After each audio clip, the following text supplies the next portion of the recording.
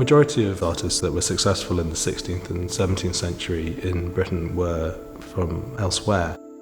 A lot of these artists were from the Netherlands, from the Low Countries, and at the end of the 17th century, when William and Mary came over from Holland to take up the throne of Mary's father, this meant that there was an even greater influence at court and from elite patrons for Dutch art and for showing loyalty to their new king and queen.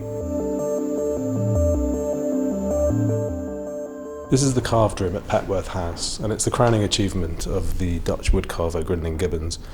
And it really shows how Dutch taste infiltrated some of the greatest houses in the United Kingdom. And this is one of the finest interiors, and it's the glory of the National Trust collection.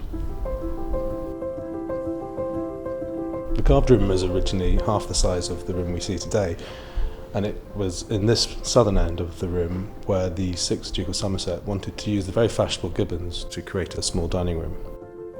In the 19th century, the room was then extended by the 3rd Earl of Exuberant, who brought in other 17th century wood carvings to create the space that we see today.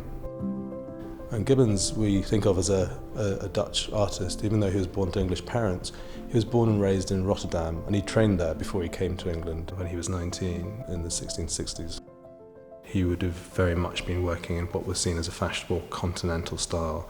So you were not only employing somebody of great talent, but you're employing somebody who was very, very fashionable.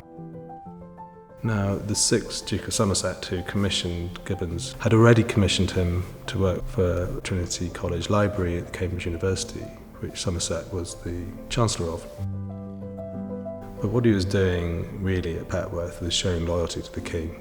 The King had used Gibbons to decorate rooms at Hampton Court and Kensington Palace, and by using Gibbons to work in new rooms at Petworth, this was the Duke really showing loyalty to the throne.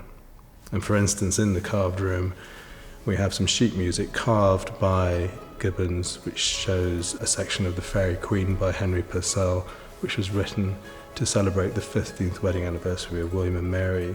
So this was very visible to anybody who came to Petworth who would have understood what was going on. Gibbons carved in limewood, which is a softer wood, which is very suitable for creating depth and illusion of three-dimensionality. And what we see here is Gibbons showing off his skills at carving flowers and fruit, musical instruments, and oddities such as lobsters. And of course, some of the objects relate to what the room was actually being used for, which was a dining room. And then in its later state, it was a bigger dining room, which banquets would have been held in. So it's very apt that there are fruit and flowers and birds and vegetables in the wood carvings. Originally, Gibbons' carvings would have been placed against oak panels, and they were lighter than the oak, which made them stand out and gave them a sense of depth. But the 3rd Earl of Exuberant followed the contemporary fashion for putting wood carvings against white panelling, so we had the panelling painted white, with light coming from the park through the windows and bouncing off the different carvings of Gibbons' work.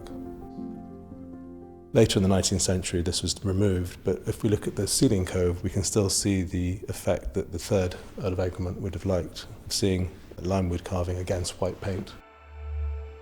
And we're very lucky here at Petworth to have what is probably the best surviving example of Grinling Gibbons' work. The carved room in its present state is a huge space, and it absolutely comes alive with swags carved by Gibbons and his assistants and other 17th century woodcarvers. So the glory of Dutch Golden Age art is actually in the fabric of the house, and it's a wonderful survival, a really, really important space in Petworth and in any interior in the National Trust. And we can today come into the carved room and really marvel at the skill of these artists.